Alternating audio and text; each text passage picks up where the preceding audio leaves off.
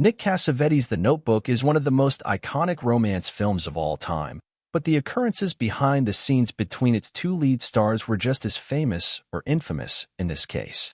Ryan Gosling and Rachel McAdams were the perfect pair to bring Nicholas Sparks' Noah Calhoun and Allie Hamilton to cinematic life.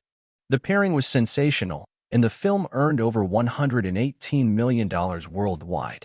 With so much on-screen chemistry, it was pretty hard to believe that the two absolutely detested each other in real life, at least during one instance of the making of the film.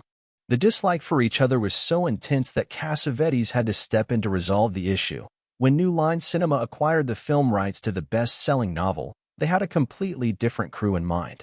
Acclaimed filmmaker Steven Spielberg was set to helm the production in 1998 and had already pegged Tom Cruise to star as Noah. Unfortunately, prior commitments got in the way, and several other directors were moved into the conversation.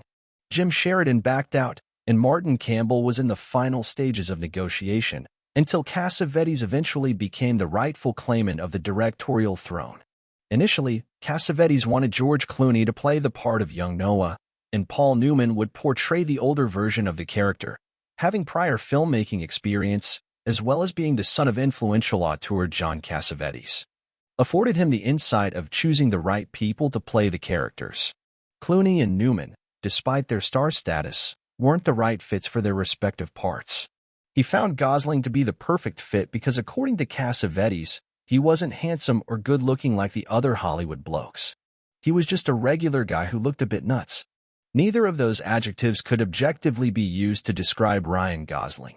However, Gosling was tailor-made for the role, and it remains one of his fans' most beloved portrayals. Despite the star-studded auditions for the role of Allie, which had Jessica Biel, Ashley Judd, Reese Witherspoon, and Britney Spears vying for the part, it was eventually awarded to Rachel McAdams.